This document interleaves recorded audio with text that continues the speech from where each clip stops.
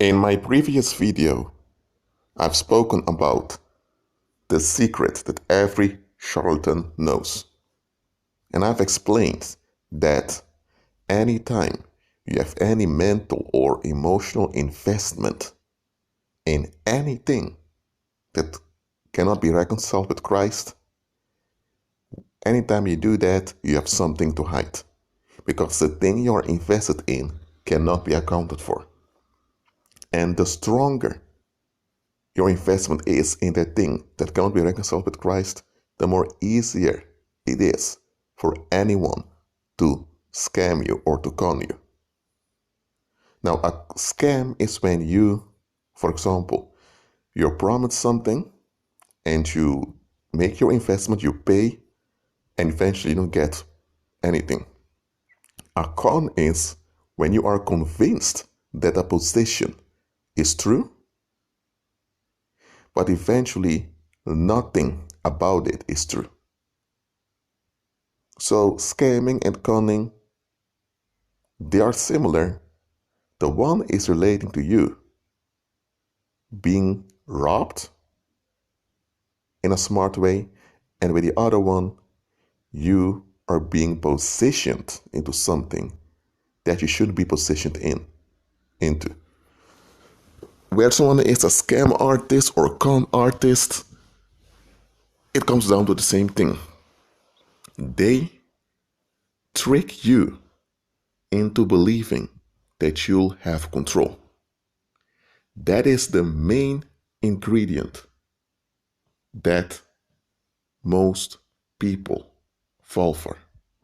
Every con, every scam, every hoax has one ingredient that it absolutely must have for it to be attractive. The number one thing that's attractive to human beings is control. We want to control the outcomes in life. We want to control other people. We want to control our environment. And if possible, we even want to control the weather. We even want to control how people respond, how people react, how people think and feel about us. We cling onto this delusion of control. And look, there's a difference between having influence and the leverage and control. With influence and leverage, you are aware that not everything is in your hands, not everything depends on your effort. But nevertheless, you realize that your effort is relevant to how things will unfold. But you realize that the whole weight of the outcome does not rely with you. However, people that cling on to this delusion of control, they want to decide and determine all the outcomes. And this is something that is impossible for human beings to do. Not even heavenly beings can do this, nor demonic entities. Only God Himself, the man, can do this. And He only does it when it benefits us in the long run. But we want control for the sake of escaping what we deem unpleasant. Now look, if you want a leverage because you don't want to work from 9 to 5 and be exhausted, that's understandable. If you want a leverage that you don't have to depend on the demands of others, especially when those demands don't add up, I can understand that. That you don't want disease nor sickness or any of that around you, that you want a leverage to overcome all of that, praise the Lord that you want to overcome all of that. But a lot of human beings, they go way too far. They want to control other people. They are vulnerable. They don't want to admit and make peace with their natural vulnerabilities. So now they want to use the vulnerabilities of others so that they don't have to face their own. And that is the root of narcissism right over there. Pathological denial. It's one thing to be in denial, but when the denial persists, despite the obvious need for reconciliation with the fact, that's pathological. And this whole clinging on to control is a fruit of this pathological denial of your own vulnerability. People do not want to accept nor embrace they are vulnerable creatures. That's why they crave compensation, and that compensation will always lead to addiction.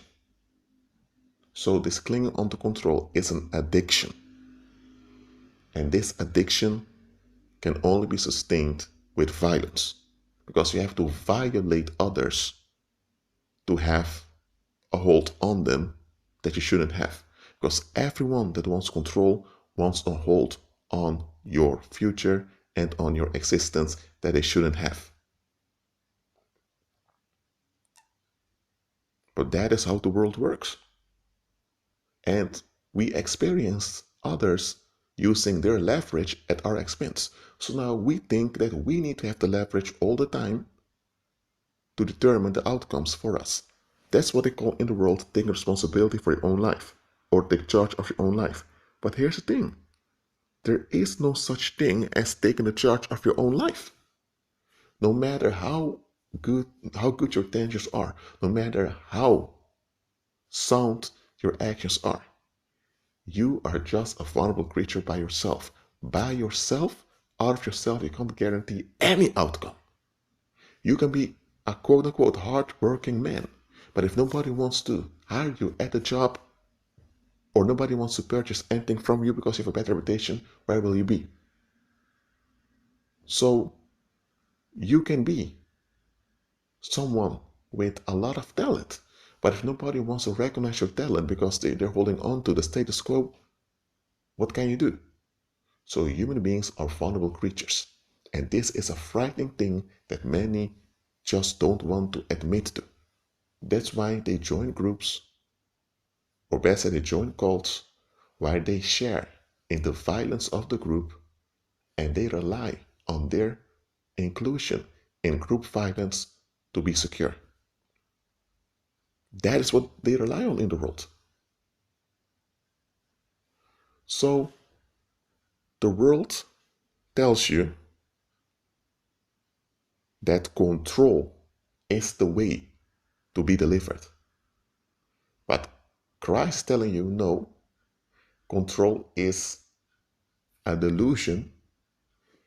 The way out is rely on me. That's what Christ is telling you. Because when you rely on me, you're firm in me. When you're firm in me, my strength will work out in your vulnerabilities. And when my strength works on your vulnerabilities, all that's a danger or a threat to you will be undermined and destroyed. And if there are people or entities opposed to you, they'll destroy themselves in their opposition without you having to take anything on you to do something about it. Yes, you do something about it. You rely on me and you take constructive actions. But their violence will destroy themselves when you walk in my strength. So Christ is making clear that the way out is to rely on him. The world tells you to rely on yourself. That's what they call taking responsibility for your life. You have to figure everything out. God never told us to do that. And there are even believers who post memes on their social media stating things like, I take charge of my life, I take full responsibility for my actions and the consequences thereof. All those statements sound very empowering, but when you look at them carefully, they're actually stating that you're relying on yourself. First of all, this is not possible. Secondly, others remain responsible for how they relate to you and how they treat you. And others also contribute to the outcomes you have. You are not the sole, I would say, agent on the earth. Others are around also, they also share their contribution to how things unfold for you. So for you to take charge of your life implies that others don't have a role, or that you must have so much power to make them comply with what you want. You don't have that. Look, the empowerment that the world offers you is a delusion. And when it comes to things like self-defense, even famous martial artists or people that are professionals would tell you that the best fight is no fight. The best way to deal with a threat is just walk away and de-escalate. Even they who are quote unquote, the experts in self-defense wouldn't recommend you to actually practice self-defense. Because all those things, self-defense, self-respect, boundaries, privacy, all those BS concepts that are traps promise one thing: control. And charlatans, scam artists, con artists, swindlers, they all know that when you promise control, people get excited, including many believers who still aren't renewed in their mind. When you promise control, especially to people who are invested in this clinging on to control, that means people who have quote unquote firm boundaries, a firm will, they are investing in their self-imposed limitations because they're quote unquote real, they're quote unquote authentic, especially such people. When you promise control or suggest control, they give you everything. They surrender everything to you. Because this is what you need to understand. The human being is designed to worship. We are designed to give us ourselves completely unto Christ, to rely on Him. That's what we're designed to do. So human beings are worshippers by design. So if you don't worship God, whom you ought to worship, you will worship someone else. So people that hold on to this personal life, personal space, private lives, boundaries, privacy, they hold on to all those control concepts. Control itself is delusion, so they're holding on to delusional concepts. The more they are invested in those concepts, the easier it is to scam them, to con them, or to just flat out deceive them. And because they're so invested in those delusional concepts, it is very unlikely that they will admit that they've been deceived. It's one thing to be conned by a con man or a con woman, but it's a whole another thing to admit you've been conned. And the more people are invested in delusional concepts, the less likely it is that they would ever admit they've been conned. Because the moment they admit they've been conned, everything they've invested in, their whole identity, all their affairs will fall apart. And many will also mentally fall apart. When you invest in delusional concepts, you are setting yourself up for depression, mental illness, mental breakdowns, psychosis. You set yourself up for all of that because those are delusional concepts.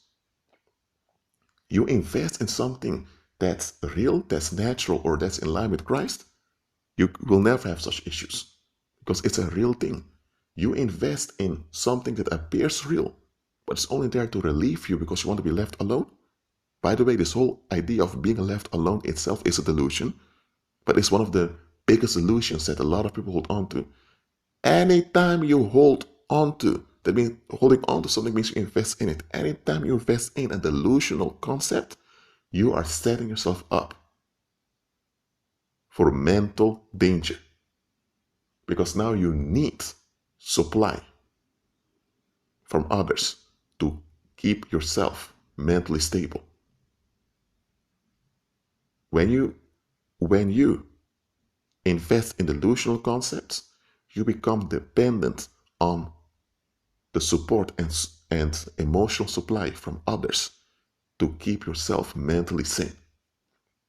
That is why those that are so invested in their rejection, in their no, in their opinions, in their boundaries, in their privacy and all of that, the firmer someone is in all those delusional concepts, the worse off they are mentally. And the only reason why they appear to be healthy and strong is due to violence.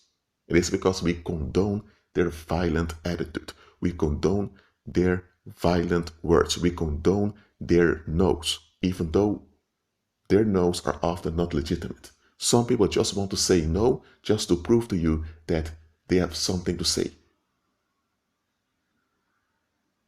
Such refusals are illegitimate.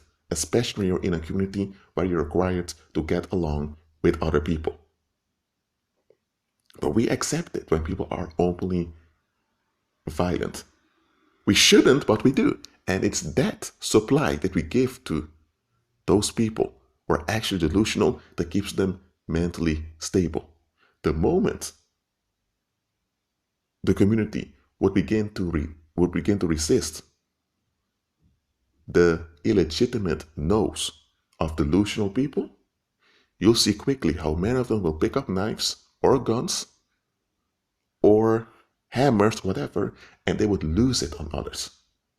Or if they are in a car, they may decide to hit people, a whole crowd with their cars or whatever.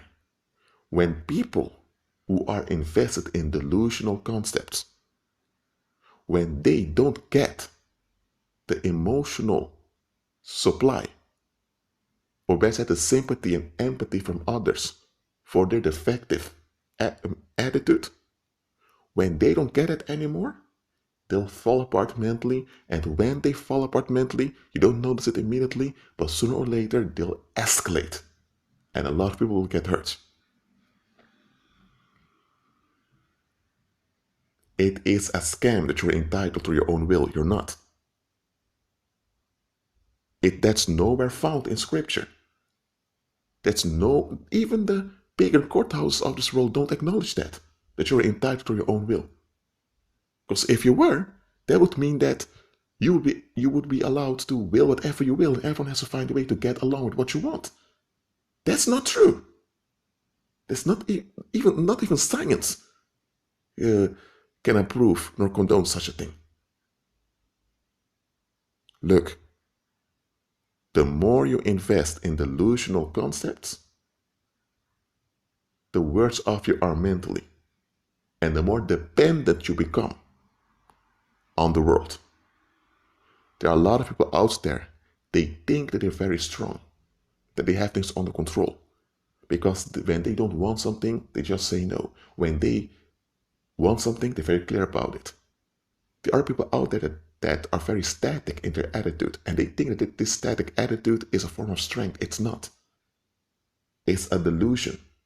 Christ said to be wise as serpents and innocent as doves, so to be flexible and practical. We ought to be firm in Him and flexible and practical towards everyone else.